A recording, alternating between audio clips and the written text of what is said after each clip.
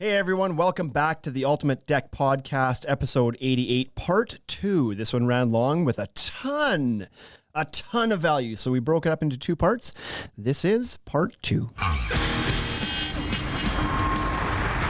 You're listening to the Ultimate Deck Podcast with Shane Chapman. Okay, so yeah, let's chat about this while we get him back in here. Yeah, I must remember this wrong because I thought that the back of that, I thought it was just a flat piece that they then pushed out. But so Scott, what you're saying is that there's actually an adapter that fits in from the back side of the ledger. Is that correct? Yeah, on the actual pre-designed ledger, there's I believe they call it a ledger bracket, but it's designed that you put those in advance and then mount the ledger, and then so the way it's designed is the joist just slides right over that. Okay, so that sounds slick. Do they sell a tool that you can then use to punch that back of the ledger out on your own? No, you get the L bracket if you have to put it somewhere where it's not punched. Yeah, okay. Yeah, you just use the Fortress L bracket, and you can screw that to the joist, and then you just screw that L bracket right into the metal of the ledger. Yeah. So to make up for when you're off, when you're not on center. Okay. So if you need to move a joist to an odd space, it's not pre-punched, and you use the L bracket, then it's pretty much just like doing a joist from the Trek system then, right? Yes. Okay. Yep. The difference would be that with the Treks or the light gauge system, you've got the C shape of the joist, so it could be a little bit more difficult to set the L bracket correctly, but that's a pretty minor thing. Yeah. So, but when you're saying that one of the knocks on Fortress is that odd joist spacing is a little bit more difficult, it's not more difficult than the Trek system, just it's kind of a bit of a finicky thing to do it. Not necessarily worse than other systems. especially first time. Yeah, Beyond that, it's fine. Yeah, and maybe it's only frustrating because you know how slick it is when the system works, right? They made it so too easy. Yeah, they made it great, exactly. And then as soon as that doesn't work, it's like, oh, okay, well, it could be better.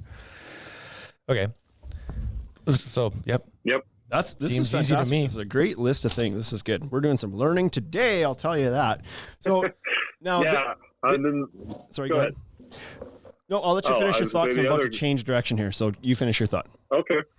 The big thing, and that was one of the things that came out of, I think that came out of the visit to the plant. With that bracket system, they cut the fasteners way down for guys in the field, so the install time's better. With those pre-punched ledger brackets they have, you're only putting one screw on each side of the joist, so you're driving 2 screws, whereas the elevations, they want you to use an L70, so you're looking at 8 screws versus 2. Holy boy. Right. Okay. I think that's very important to reduce your amount of labor on that because your material costs are so high, right? If at the end of the day you're trying to provide a deck that's $75 a square foot or $50 a square foot and your material is way up there, then your labor has to come down. You know what I mean? So yeah. Get rid of that. Okay. Okay, now make it slick. This is what most people are considering is like, do I use Trex Elevations or do I use Fortress Evolutions? You're saying there's a third not branded option that guys who haven't used steel at all probably aren't likely to start there because there's likely a bit more work in figuring it out because it's not a system per se. But tell us more about that because this sounds intriguing as well, especially from a price perspective. So tell us about just using light gauge steel as an option. Okay. Yeah, so that's sort of the bread and butter for us now. We use the light gauge steel, which is, that's what Elevation started as, was just a light gauge C-joist. It was actually, it was a couple of guys here in Colorado. They were, I think their company was Iron Deck, if I'm remembering it correctly. And Trex actually bought those guys out, brought them on as consultants, and Iron Deck became Elevation. And they took a C channel and put their special powder coating on it, and ta-da, it's a Trex product now. Right. It seems to be, aside from maybe the decking, how a lot of Trex products come to be. It's a lot of licensing deals or like acquisitions of other companies or whatever, right? So, right. And I don't know that that's the worst idea. It's like if somebody's doing it really well, there's nothing wrong with it. Go buy them, right? Yeah. You remove the competitor. Yeah, I'm gonna buy Home Depot one day. Yeah. Yeah, and then I know that UFP Decorators parent company, they were looking at it too, and they did not pull the trigger on buying those guys out because they couldn't actually patent it because of the fact that it's a powder coated C joist. Nothing proprietary. So right. So yeah, Universal Forest Products passed on it because they couldn't patent it. Interesting. I wonder if they're working on something now. Hey, that makes you wonder. It's like they pass on that, or are they trying to do something a little bit more proprietary? Yeah, they're pretty on the ball. Look at him. He's smiling. They are from some of the conversations that I've had. Yeah. Good. I had to sign an NDA, so stop asking so many questions. They've got some stuff in the works. I'm just like Shane. If you ask me about it, I'd be like, yeah, okay, I'll have the hash brown. Right? Absolutely. But yeah, to get back to what you were saying, that's our wheelhouse. That's our bread and butter, is just the standard light gauge framing. We're using a G90 coating, so it's a special order item for us and for anybody. Structural steel, at least down here in the States, it comes with the standard is a G60 coating. So you have to just order the G90, which is a tried and true field proven coating level. The Simpson strong tie hardware for years, that's the galvanizing that they used was the G90 until the Z-Max came out. So, at least down here in Colorado, there's, we're tearing down 25-year-old, 30-year-old decks, and, the joist hangers still look like they got put in a week ago. Right. Okay. And so it's not powder coated, so you've got the bare steel look or the galvanized steel look, which is like the biggest. Who knows? The biggest knock I get from customers is looks a little industrial. Shiny. Yeah. Yep. The shiny is the biggest drawback typically for the consumer. Okay. And does that change over time? Does it kind of lose its shininess and just kind of go to a more of a dull steel look, or is it stays shiny and new forever?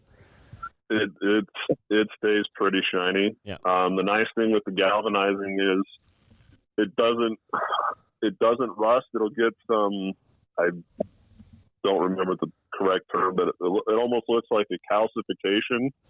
So you'll see like a little white scale build up on it sometimes. I know exactly what you're talking about. That cleans up pretty easy. Efflorescence. Okay.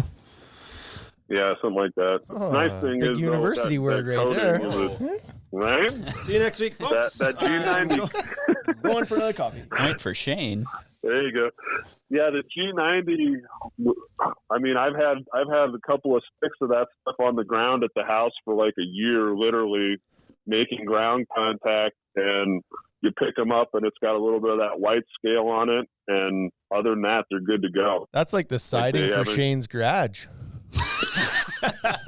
Just lays on the ground beside the garage for years. Eh? If it's not on, it can't fall off. We get a lot of wind here. Right? Okay, so tell us about working with it. Like, what are I guess let's start with the pros. So cost is obviously one, but let's start with the pros. Let's break this down the same way. Okay. So cost is a huge factor when you switch to just the light gauge. I know, we can talk about it in a little bit when I know when I sent you the talking points, if we want to call it the tipping point with the steel, which we can get to. Yeah. But the cost is a factor for us. It's the design capabilities that really put the standard light gauge sort of over the top. What I mean by that is you have a huge array of options. So when you're dealing with the standard light gauge, you can go from a 6-inch joist to a 14-inch joist, and you can go in the structural steel range of 18 gauge to 12 gauge. Yep. So there's a product that fits any application that you may need. Right. The big thing I think that a lot of guys don't know about that they could really benefit from is the light gauges. They don't have the problem with having to log SKUs that Trex and Fortress do. So your light gauge steel, you order that stuff. Heck, you can order that stuff almost to the inch. So, if you're working in 45s or you've got just some funky dimensions on a project, you can order you're ordering your material to fit the project instead of having to be limited to a 12, 14, 16, 18, or 20 foot stick in wood or even elevations and evolutions. I know the evolutions has a little bit bigger SKU range. Mm-hmm. I know they do a 14, and the last I checked, elevations didn't, and Fortress does an 18 foot stick too. Okay. The great thing for us, some of the scales of some of the projects we've done, I'm ordering 30 foot long pieces of steel for a joist, and it's, you're not dealing with having to splice or sister or any of that nonsense. And that 30 foot stick is 8 inches tall, all 30 feet. Right. Yeah. Consistent. So I'm curious now, what's the biggest span that you've done on a steel deck, a joist span? We've got a project up in Evergreen where the joists themselves are spanning just shy of 20 feet between the beams. Nice. That's crazy. So we've got they did a finished ceiling and all that, but it's all total. It's just shy of 500 square feet that's actually free floating between the structural beams. Beauty. Another day job. Yeah. That was a big one. Awesome. Okay. Any other things? Cost, availability of sizes, the fact that you can kind of limit your waste by ordering exactly what you need. Yep. Any other pros? Again, the weight. Stocking it for your guys is so much easier. That job with the 30 footers, we were building ladders out of those 30 footers, and it was one guy stocking those things. We'd put one end up on the beam and lift it up and slide it into the ledger, and that was one guy setting those. Right. And so it's basically the same profile as the Trex, is what you're saying too, 18 gauge C channel? It's, yeah, for us, I don't like the 18 gauge. We deal in 16 gauge or higher. Okay. So a lot of times we're dealing with 14 gauge or 12 gauge. Okay. Just so that we can get the bigger spans out of it. Okay. Do you find there's less damage when you're working with that heavier material? Like it doesn't bend as easy, or? Yeah. Especially 12 gauge. Like, you want to try and you get a piece of track to use for a rim or something, and those flanges are tipped in. Like, you got to put in a little bit of work to open them up. Yeah. Okay. Good. So Right. What are the knocks? Other big pros, especially for guys, the guys that are like Infinite Decks. Never heard of them. Which thank you for right. Yeah. Thanks for that follow, by the way. Guys like that. You back in your day when you were doing the curves, Jason Russell, those guys that are doing some phenomenal stuff with board bending. You have to get that rim joist or you're back cutting the heck out of a board to get a rim, and then doing all this crazy blocking and this and that. And with the steel, you just, you put some notch cuts on the top, and that thing just folds and makes that nice rim. And it's all the same size. So you're not fighting with planing or, trying to bring one side up, push one side down. And with the length capabilities of it, you can make your arcs out of one piece. So you're not trying to deal with a splice. Yep. Right. Okay. We have a question in Instagram here from Quigley Cable Rail that says, how is it screwing down the deck boards? I assume it's pretty similar regardless of the system you're using, but what's it like using self-tapping clips or Cortex or whatever you use? It's pretty much the same. Okay. Just a slower start on the screw, basically? It's a little slower, and it takes, they don't bite as fast. What's your go-to fastener, the one that you're using the most?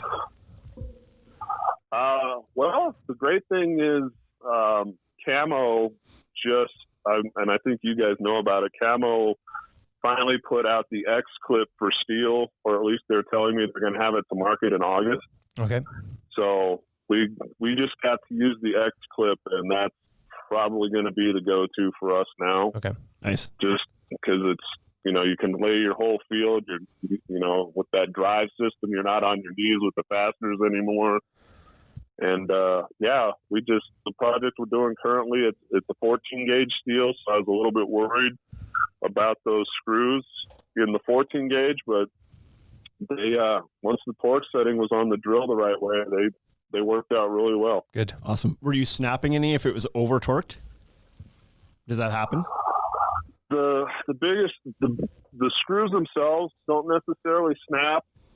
The big thing is the cutting tip on them will torque, right? And it'll torque or it'll break, and then they just won't drive. They'll just sit there and spin. Okay. But the only actual breakages we had was me kicking a couple of them with my big feet before we had set them. Right. Okay. Any other pros you want to discuss before we talk about, there's obviously going to be some limitations with this as well, but anything else to add?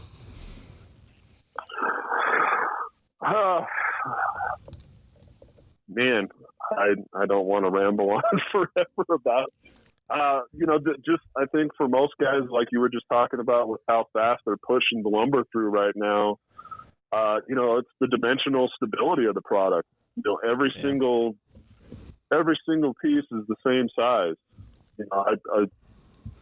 It's one of those things where watching some of these other guys that are doing incredible projects, and they're knocking out 1,000, 2,000 square foot projects, and I'm just like, man, how long did you spend, sorting your lumber and crowning everything and planing your joists and yep. Right. And it's like, yeah, steel with the asterisk is more expensive, but there's a whole lot of time savings on the other side that I think most guys are overlooking. Yeah. Okay. Yeah. So we'll get to a compare. We'll get your opinion on wood versus steel here in a moment. But any cons to using light gauge steel over the systems, over evolutions or elevations? Yeah.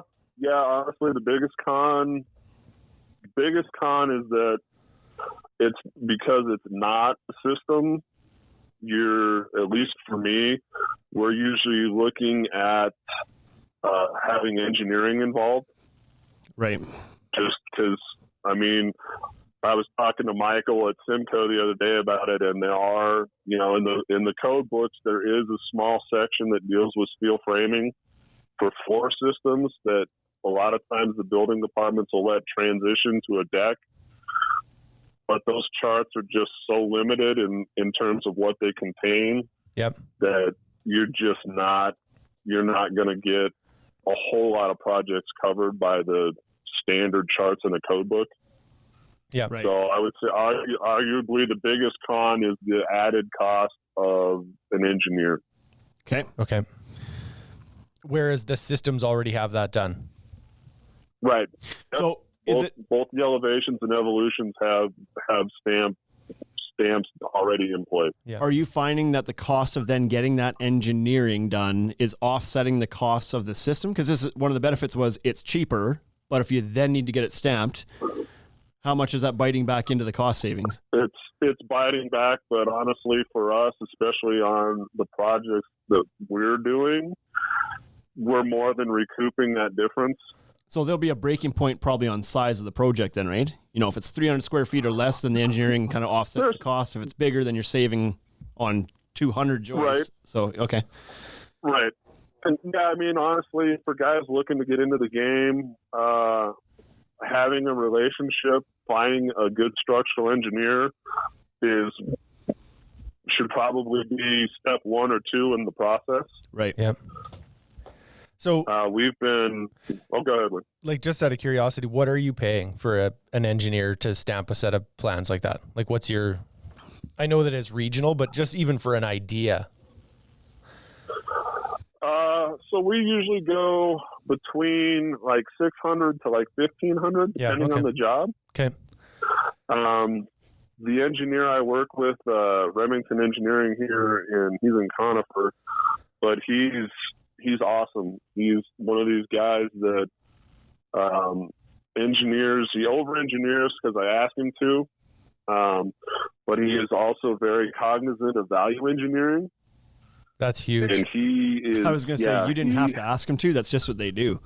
Over-engineering. They over-engineer like but crazy. The value one is good. That's important. Well, it's funny because he actually he bitches to me about the standards that I want him to engineer to. Oh, really? He actually chastised me a little bit on this last job for having ridiculous standards. So it's kind of turned the tables a little bit. Yeah, that's refreshing. Yeah. Right?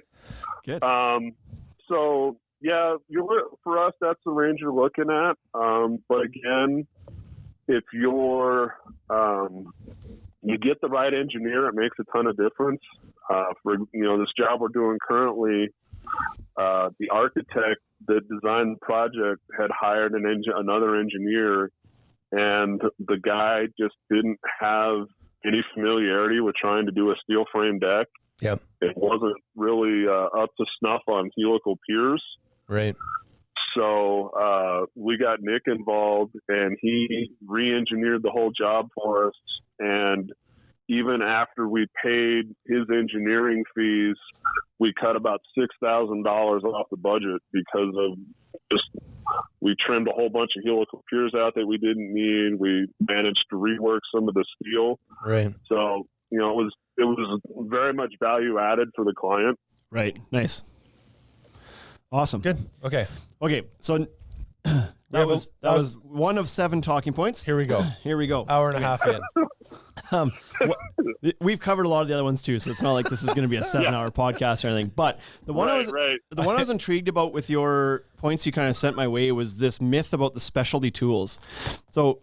Yep. Because I think that's a fear. We've talked about it a little bit. It's like, you got, that's why people don't want to do it. They got to go buy a steel track saw. Track saw. They got to, right. They might need some extra tools that they maybe aren't sitting on right now, but you're saying otherwise. Tell us more about that. Correct. Yeah, I think from what you said, like you just said, and my interactions with other builders is there's this big concern that, oh my God, I'm going to have to make a crazy investment in all these specialty tools. And at the end of the day, the only what I would call quote unquote specialty tool you really need to be efficient is a cold cutting metal saw, which,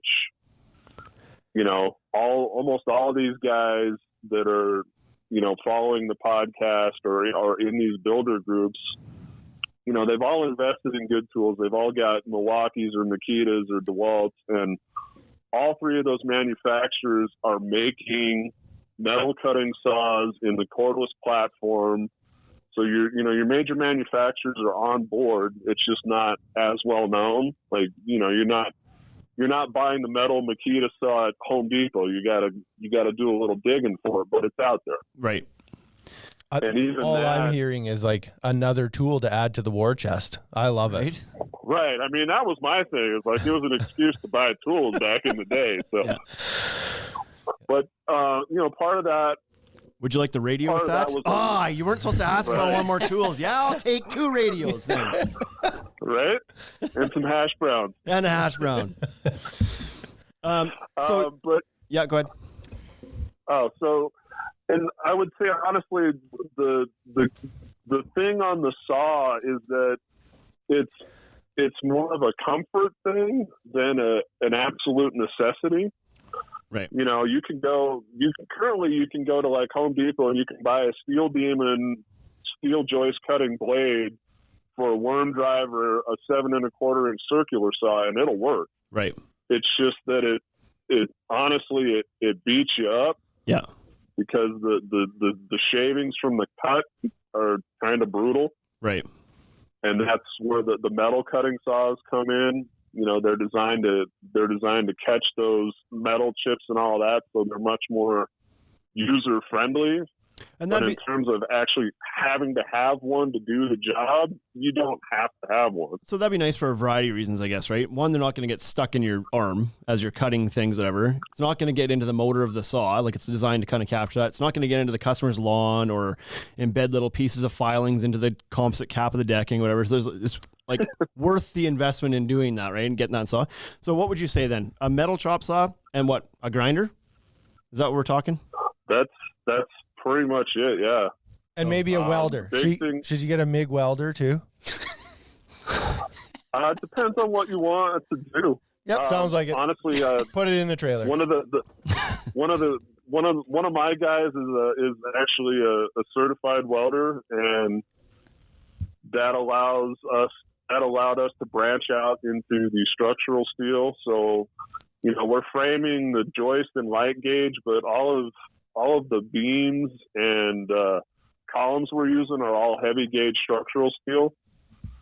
And the welding, just opened up those avenues for us. Yep. Right. Okay. So there it is. It's not as daunting as you think, because guys will have a grinder already. That's a tool that's already in your trailer, guaranteed. Comes in your kit. Right. Yeah. You bought a 7-piece Makita kit. The grinder was the one you didn't think you wanted, like that and the flashlight. You're like, I'd rather get a different. Yeah. But you got one. Anyways. Right. So maybe a metal chop saw if you're planning on doing a bunch of these. If you do one, grab a blade for your skill saw. The thing with that though is you want to make sure it's if you're looking at the chop saw style, it needs to be a cold cutting chop saw. Okay. Right. I learned that the hard way.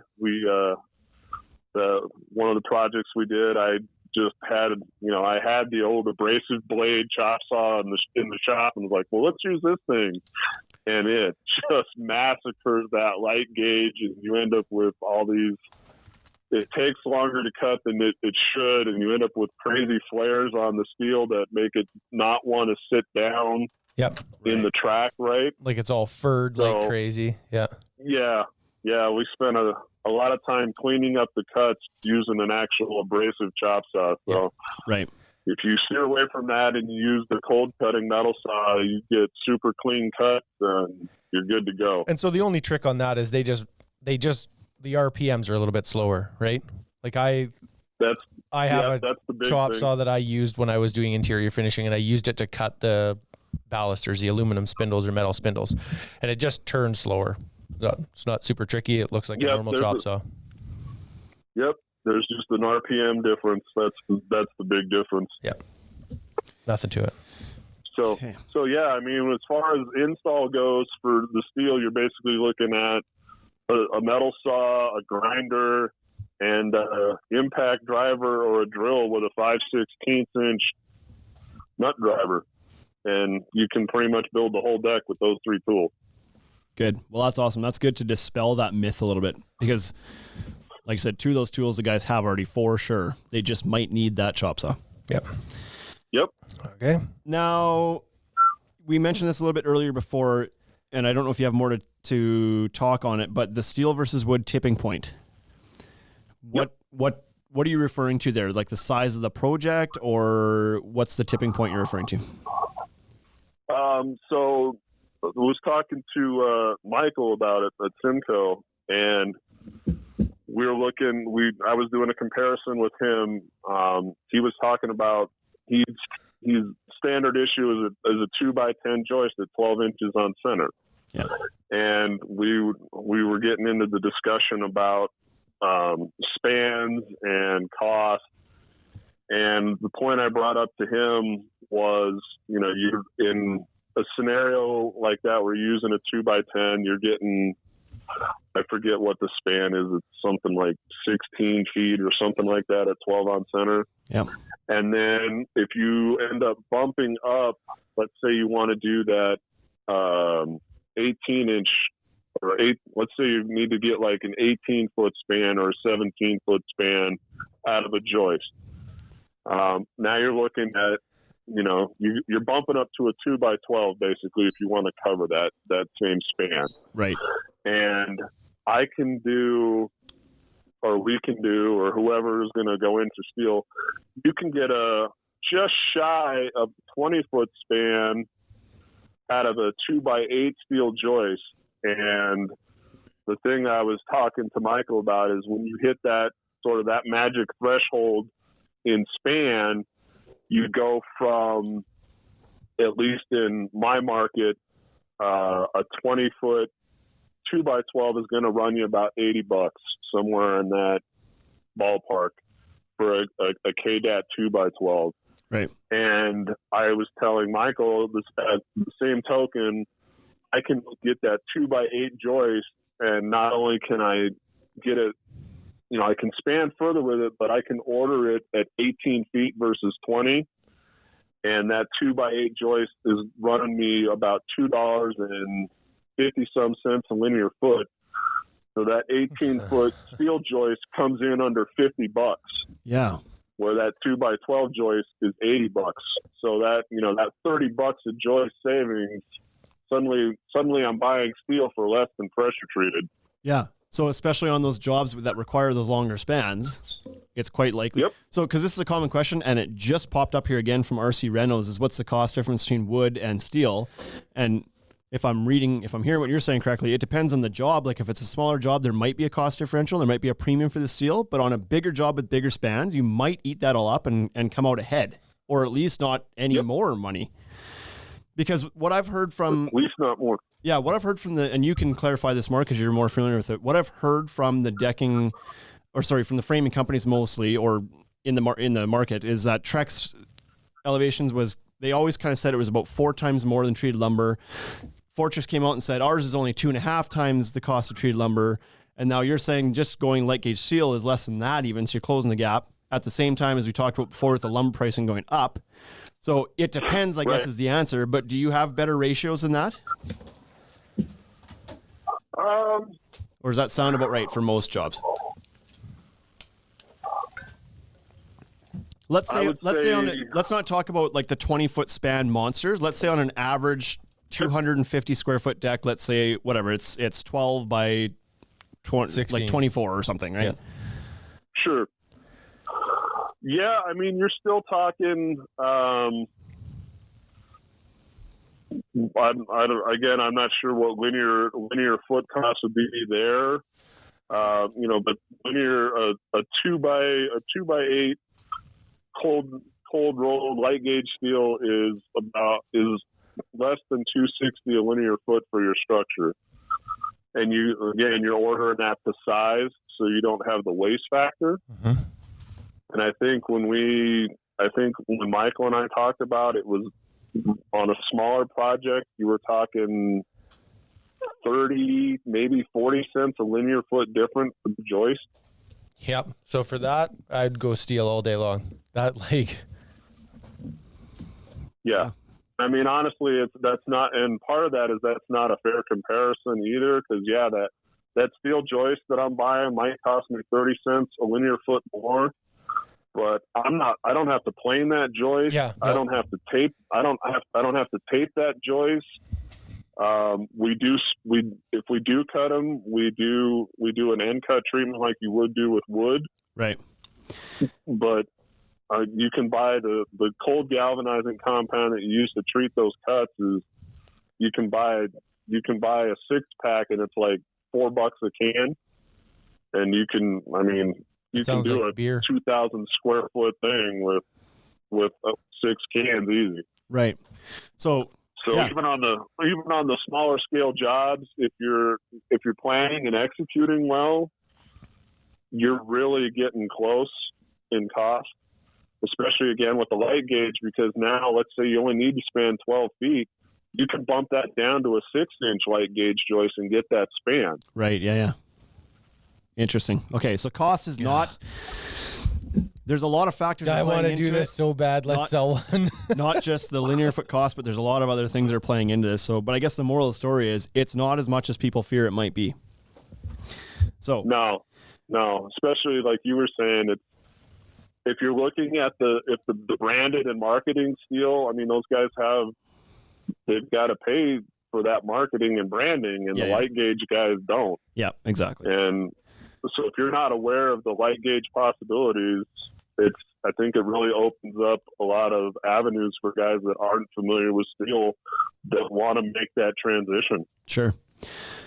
Just a question that's popped into my head here as we talk about treating the end cuts and whatnot. Do you ever find, especially with the C-channel stuff, where you've driven your screws through, has there ever been a place where you've seen rust develop or maybe like drip down the screw, or like, does that happen, or is it fine? It doesn't corrode anything around the screw?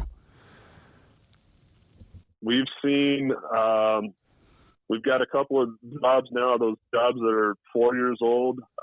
We actually still go back to that job every year because they overlook where they do the 4th of July fireworks for the School of Mines here in Golden. Okay. So we go back and see that job every year, and there's not a hint of rust on that. The only time you have rust issues where it shows up typically is the shavings themselves for where the screw goes through right the steel itself. But the screws haven't shown the rust, other than if there's like a flake on the screw from where it drove through. Right. Yeah. Okay. But 4 years in, we haven't had any issues with streaking showing up or anything like that. Awesome. There's been a couple of times where, there's been some shavings that have been stuck in the flange that we didn't blow out with the blower. Right. And they'll rust, but it hasn't bled through, so you haven't seen it. Yeah. And even that, not a big deal, right? Go back, sweep them off, use some CLR, get the rest off, good to go. Comment from Quigley Cable Rail. This is a good comment. Just did some research. If I sell my compressor and framing nailers and buy a chop saw, I'll have enough money left over to buy coffee and hash browns for the crew at McDonald's. So, but he's making a good point though. We're talking about like, what tools do I need to get to do steel framing? And it's like, well, what ones can you give up if you don't do wood anymore? Yeah. It may offset it, right? If you I'm guessing you want to keep a miter saw around kind of thing, but there might be some tools that you use like your power planer, for example. You don't need the power planer. Right. You don't need an air compressor. Yeah. You don't need a spiker. Right. So there you go. There's your chop saw. Easily. Pretty much. Yeah. Awesome. Okay. Now, you mentioned that there's some hidden pros of steel in our chat before. Have we talked about those already, or you got some berries We've tucked touched in your on pocket? most of them, I think. Okay. You got some berries in your pocket? Just from Don't put that on Instagram. One that a lot of guys, at least for us, one of the really big things that's nice is again going back to it, but the steel's magnetic. So you get yourself a magnetic level, and you're not. When I was framing with wood, I don't know how many times I kicked the level off the framing. Yeah. And we don't deal with that anymore. That's a great point. So you're a long ways, whatever, you're 10 feet or 12 feet in the air. Boom, boom, boom, hits the ground. You're like, that thing's shot, right? It's just like, That's like, Yeah. Could you see my brain working right there? Was that like, It looked like you were picking your nose, actually. could you hear that too? I could Was hear it like that. you heard the gears like, oh, he's got something. He's onto something. No, I was suddenly starting to think, I was like, all these, but maybe you don't need these tools, but you get these rafter hooks and whatnot on all your tools. And it's like, I wonder if that could just be like a little magnetic thing. Like it'll hook over the joist anyway if it's 1.5 inches wide, or whatever. But I was like, I wonder if there's like, instead of screwing your belt hook onto something, whatever, maybe that has a magnet and you could stick your impact to the side of the joist instead of having it hanging on your belt, right? I'll talk to the guys in Calgary that made the magnets for the deck and see if they've got some left over. Here I'm it onto is. Something. There you go. I've found something. Don't forget about those hidden magnet fasteners. That's a game changer. Yeah, put a magnet in the bottom of your battery pack and it's like, boom, stuck there, right? Right? Bryce? Bryce, who doesn't work with tools much, is like, sounds like a good idea to me. Yeah. The other one that's especially with millennials entering the market and people that are, the environmental topics that are coming up. Oh, those are the worst. You got lots of them in Denver. Right. Hey? Are millennials actually entering the workforce? Or are they just, like, I thought that they were just protesting and hanging out I don't know if they're entering the workforce, but some of them are definitely hiring deck builders. Fair enough. Yeah, fair enough. But one of the nice things with the steel is all your cutoffs are recyclable. Yep. So at the end of the day, the job we're on right now, we actually had a bunch of the cutoffs, and the homeowner knows a lady who does scrap metal recycling and donates it to a Boy Scout troop. So we had somebody come and pick up our trash for us and then donated it to somebody else. I was just, as you're saying that, I'm like, oh my God, I didn't even think about that. But you could literally, if you wanted to, you can donate if you're a good human being, or if you're really shitty, you could sell. And want to make money. But for real though, if you, like over a season of decking, if you were throwing a bunch of whatever, 6-inch, 12-inch cutoffs into a bin or something like that actually has value. You could get paid from a scrap metal place for all your cutoffs. That's a night of beer for Wade. Yeah. That's your Christmas party. Afternoon. Right? Yeah. I mean, Boy, as bad as the metal scrapping guys are in this market, man, you just leave it out on the curb for 20 minutes, and all your waste for the day is gone. So I wonder if, like, because we hear it a lot here too, and especially copper, people stealing copper off anything that copper's attached to. Yep. I wonder if you're more at risk. Like, there's always this thing, like we do a lot of deliveries, of course, and some people are a little bit weary of leaving their materials sitting on their driveway for too long. And we've never actually heard of anybody losing their materials, somebody stealing it. But I wonder if your materials are valuable, like steel if you're more of a risk that somebody will roll up there, and because there's not a huge resale market for composite decking. Like if you were to go steal somebody's composite decking, you have to go on and sell it on Kijiji. There's no market out there for secondhand. No decking, black market, right? Well, no legitimate market.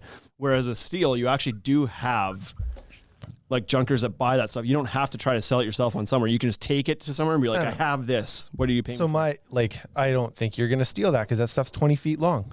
You're not rolling up there in a pedal bike and a grinder and going to cut up somebody's deck in the middle of the night when they're like, they'll wake up and be like, hey, stop cutting my deck up. That would look sketchy, but if I rolled up with a 20-foot trailer and started loading stuff, nobody would question it ever. Yeah, but okay. Listen, we think I'm criminals short on are cash. Different. We think criminals are different people. I don't think a criminal rolls up in an F-350 with a 25-foot trailer and loads. Yes, he does. He rolls up in your F-350. Hey, he stole it. This is true. He picked it up earlier. Yeah, those guys aren't typically selling scrap though. yeah, that's right. They're packing cocaine into coffee beans, right? That's right. Last thing that guys are going to want to know: how do you sell this to customers? So when most people call, they probably haven't done the research to know that it's even an option. They're expecting you're going to frame their deck out of wood. How do you bring that conversation forward? And then how do you get them to say like, oh yeah, that's worth, if it is more money, we're spending the money for, like, how does that work?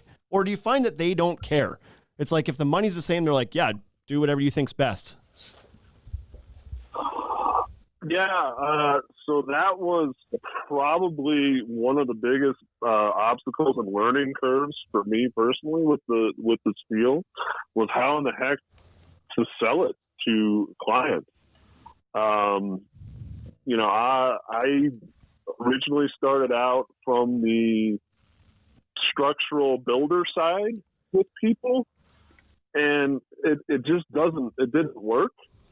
You know, you'd go to somebody's house and you talk about, oh, it's so strong and it's so light and it doesn't, and people, I found that people didn't care. They don't give a shit how heavy it is because they don't have to pick any of it up. That's you. Yeah. That's a you problem. Oh, it weighs less? How much less is your install then? That's what they would be thinking, right? Right. Yeah. Well, you know, you tell people, and I can't tell you how many times I would be sitting there with somebody and like, you know, your frame's going to last you for 30 years, no problem. And they would look at you and they'd be like, but it's shiny. Yeah. And it's like, you know, it became, finally it was like, okay, I can't sell the construction merits of steel to people. I have to find a different avenue. And that avenue actually came through the selling the aesthetic side. And what I mean by that is that I don't know about up there, but down here and on Facebook and other places, almost inevitably going on a sales call and talking about composite decking, the client at some point in the conversation would go, well, I don't want my decking to sag. I see all these pictures online of composite decking of Trex and it sags. And that was finally when like the light went on for me and it was like, yeah. And it was, oh, well, you know why your deck sags? It's not the decking. It's that wood frame underneath. Yeah. It's got crowns, it's shrinking, it's swelling, and your decking is following the framing underneath. Yeah. And if we go with steel framing, you're going to eliminate that. And the money that you're putting into this product, your decking's going to stay flat and it's going to stay level for as long as you live in your house. And suddenly with that switch in the sales tactic or sales pitch, it was like, I mean, you could see the light go on for people. And they're like, oh, well, yeah, if I'm going to spend this $4 a foot for my Voyage board, I want that thing to stay flat. Yeah. Yeah. You definitely got to find the features and benefits that are relevant to them, and the weight of it and whatever else probably isn't it. They're not working with it. Right. So there's probably a number of things that you could use that, you know, the longevity of it, the true and straightness of it, the fact that it's not going to sag, it's not going to move. That leads me to a question here though. Do you find, so I don't know if you're using a bunch of different brands of composite, or if you've pretty much kind of stuck with Deckers now, but do you find that your joints on, like, say, a miter or something with steel framing stay truer than on wood framing? Because like the board's going to expand and contract the same amount, but there's no movement in the lumber underneath. So do you find a difference?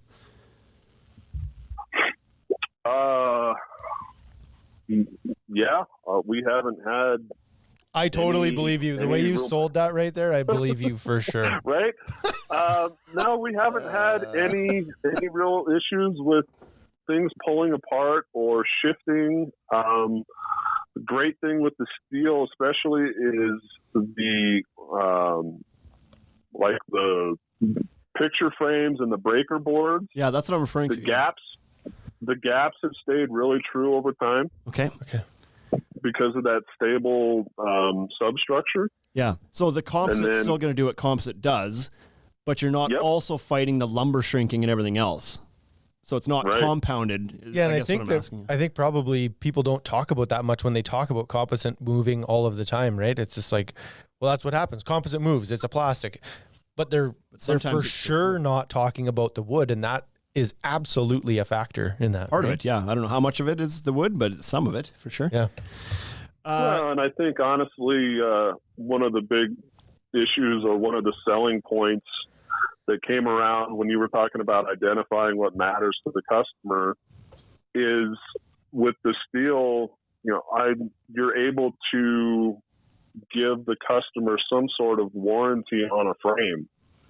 And, you know, there's guys out there building $300,000 projects in pressure treated, and because of the nature of wood, they can't warranty that frame or they lose their shirt. Yeah. Yeah.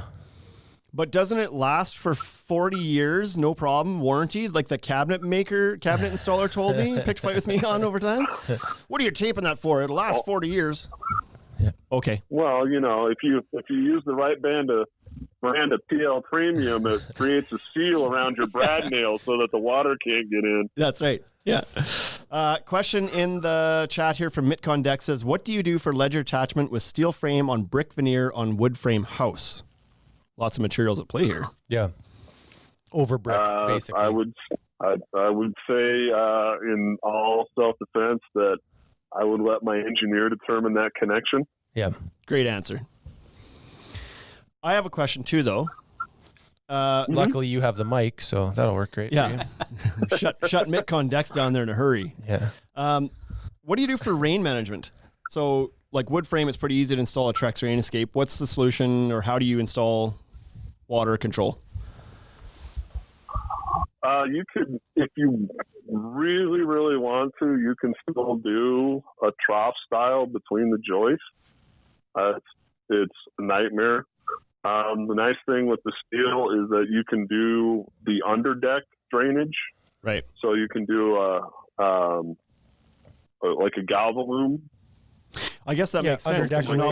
You're not worried about the lumber getting wet. 100%. All of the time we talked about the underdeck ones, we were like, well, it's awful because all the moisture travels on the wood and rots that out. Yeah. And so that makes sense. Yeah, and that's actually one of the features we talk about with clients is that, you know, especially people that are doing, say, a second story deck, is that they've got some future proofing in there. So let's say this year the budget's only for the deck, but they really want to have that underneath space. Well, with steel, you can wait a year or 2 years and then do a retrofit underneath drainage system, and you're good to go. You don't have those concerns about the water contact. You don't have the breathability issues that a wood frame has. Right. And that's been a real big key. That's awesome. Sell the product to people. And so that'll, you can say, hey, in 2 years, when the budget allows, you can put a ceiling on this. Right. And then that could counteract their concern about the shiny framing. It's like, well, what you're saving by using the LGS instead of one of these brandable marketed steel options, you could then put towards never seeing it anyway with a drainage system. Yeah. And when I sell those decks with a rain management system or a second level, the compromise or the trade-off right now is the deck board. You sell a less expensive deck board because you don't want to have that moisture on traveling around. Like doing an underdeck oasis or a TimberTech dry space is not really it's an option, but it shouldn't be. You know what I mean? It's not as good. So you always sell like the EPDM or the Rain Escape system and then a less expensive deck board.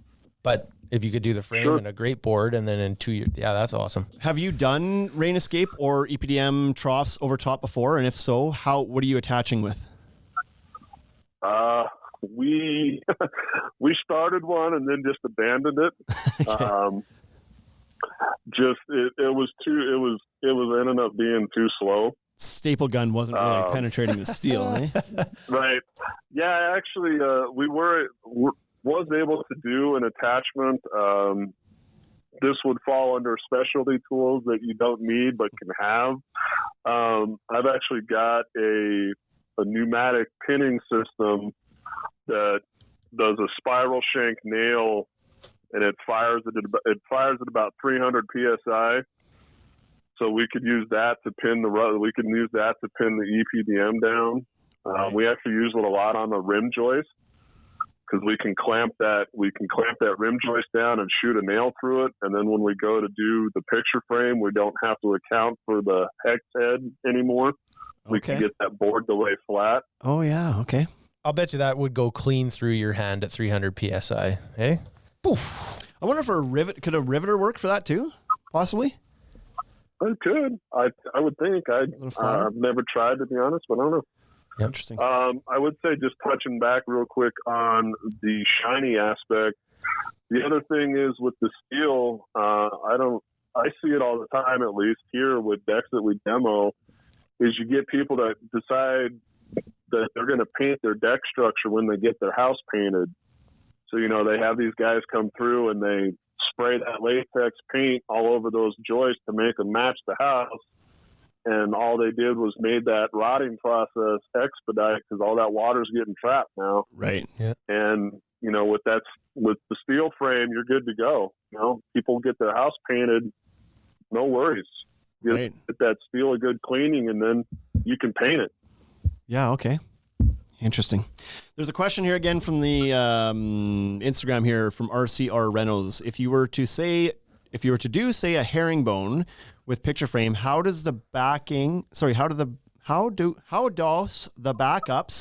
for the boards work? And I'm assuming there would be blocking on spans. Yeah. So just backing. I think he's looking for like, how do you do all your backing for a herringbone? So blocking for inlays and stuff like that, it's actually pretty fast and easy if you get used to it. You can take your joist and take a piece of the track, and again, you can, with especially the light gauge, you can vary that. So you can do a 6-inch track, an 8-inch track, a 10-inch track, and you span that. You just basically can put that over the two joists, and you've got that nice flat run for all your blocking to land on. Kind of like if you're doing a rain escapes and you turn your 2x face up, and you just have that, you're screwing through the sides, and you got that nice flat plate right in a 2x, and you just notch you're doing it the over same top, thing. Right? No, you can just set the track over. You'd set the track over the two joists, and you can screw through the sides. Yeah. So in the Fortress Evolution's case, they're pre-made mid-span blocking pieces. Are those structural enough that you could use those for picture frame blocking? I've never tried. Got him. Guy thinks he knows everything. 1 hour, 54 minutes. Got him. I personally wouldn't. Okay. But that being said, you can take that rim track of theirs and put that either between or on top of the two joists, and your blocking's done for the whole run. Right. Okay. Awesome. Yeah, this has been so good. Okay. This is the longest one. Just so you know, officially, this is the longest podcast we've ever done. This is probably a 2-parter. Hey, Bryce, is this a 2-parter? I think next week you should not be working in here. You should be building a steel deck next week. Me? Yep. Nope. Pitter patter. Oh, he said sometimes you get little burrs in your skin. I'm soft now. I can't do that. Holy man, this has been a great podcast, at least for us. I'm sure there's going to be a lot of other people that get tons of value out of this, because this has answered a lot of questions that we have and that you're not going to get from a rep even. Nope. Right? Because for one, you're not going to get an unbiased opinion, but two, you're not even talking to somebody who's ever worked with it before, realistically, right? Yeah. Scott, was there anything else you wanted to talk about on this topic? We're already 2 hours in, so what's 3 hours? Well, I'm kidding, but if you want to add anything else. I think the only thing that I missed as far as my end goes, as a positive with the light gauge, is the customizability, I guess, of the strength of the deck itself. What I mean by that, the Joe public's not going to know, but a lot of the good builders will know that all your joist spans and your code books are based on joist deflection. Right. And with it's a knock, in all honesty, it can be a knock on steel because it can span, but it also has it has almost a trampoline effect if you're not careful. Right. They call it serviceability issues or bounciness. But the nice thing for us, especially dealing with an engineer, is I can dial that deflection into any number that I want, and we can design the project around that number. So as it relates to that, have you found that there's a certain number, that there's a certain amount of deflection that people have come back to you and complained about? It's like, if it deflects more than a half, like whatever, the span half-inch, engineered half-inch, whatever, is there like a number where people are giving you feedback like it's bouncy, and it's like, oh, if we keep it at this number, then they don't complain? No, I mean, honestly, we've never had a callback for that. We did do one project where I personally felt that there was just a little too much give in the middle. McDonald's Donuts, they'll do that too. Right? Yeah. Seriously. So for us now, I've just sort of put a blanket policy in with the structural engineer that we work with, and hey, I don't care if we span 10 feet. I don't care if we span 30 feet. You got to design it so that our maximum deflection is 1/8 of an inch. Okay.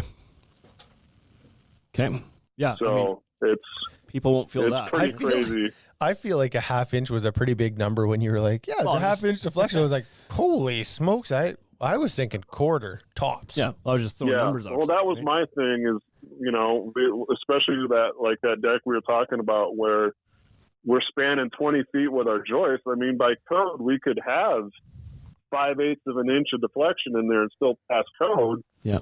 But the customer gets out on that. Yeah. And they're going to be like, you built me a trampoline. Yeah. And so we've taken that part out of the equation for us. So, I mean, the big thing for me is, I'm running about 240. If I can stand in the middle and like jump up and down and it pretty much doesn't give, then we're good to go. Yeah. Well, your crew's just too nice to you. No, Scott, it didn't really move. We didn't see. Hey, Kev, did you see it move? No, right? Like he's good, right? Good, yeah. It didn't.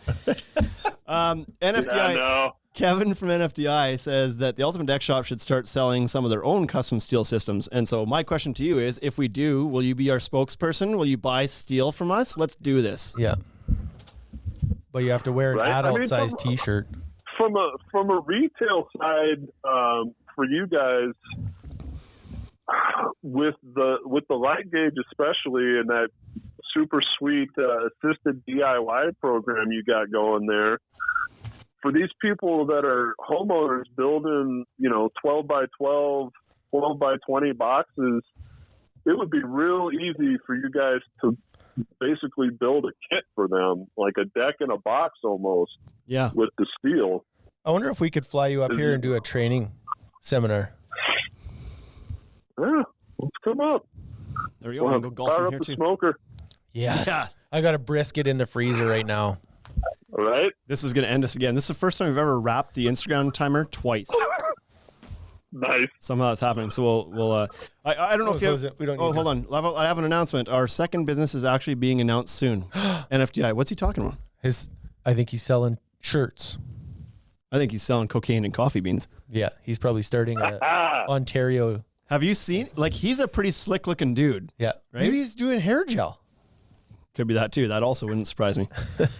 Anyway, I don't think we're going to fire the Instagram back up. I think we're at the end of this here. We just hit the 2 hour mark, so that's a feat in itself. Scott, I can't thank you enough for giving us 2 hours of your time this morning because I don't know, anybody who's actually thinking about doing steel framing, this episode is going to be pure gold for them. It's going to answer a lot of questions, and hopefully it helps. Like, hopefully you've answered questions for 300 people and don't have to deal with them on a 1-by-1 case now. Like, this will just kind of go out there to a bunch of contractors, and they can, or you can just say, like, go listen to the podcast. I talked about it already. I'm tired now for 2 months because I talked for 2 hours. But like, it's so good. There's a lot of value in this one, and I think a ton of people are super interested in trying to get to steel. So thanks so much. Timing this one is impeccable. Scott, is there anything else you wanted to ask us or any questions before we sign off on this baby here? I think we're good, man. It was a totally my honor and privilege to be with you guys. So thanks so much for having me on. Awesome, man. Well, if Wade ever does actually make it down to the Denver area at some point, which I think is only a matter of time. I have your phone number. You guys will have to actually make that golf trip happen. Yes. So he doesn't mind golf here and there. Yeah, I don't mind the odd round. Per day. Per day. There you go. Okay, Scott, thanks so much for joining us. Thanks for giving us your time and your knowledge and everything else. We appreciate it. And until next week, folks, take care of yourselves. Remember to go onto YouTube. Bryce has been posting up stuff in there left, right, and center. It's amazing. The Ultimate Deck Shop. See you next week. You've been listening to the Ultimate Deck Podcast. Ultimate Deck Podcast. Brought to you by the Ultimate Deck Shop. Shop with us at www.ultimatedeckshop.com or check us out at all the social networks we can keep up with. Hit us up for any collaboration or sponsorship opportunities. Thanks for listening.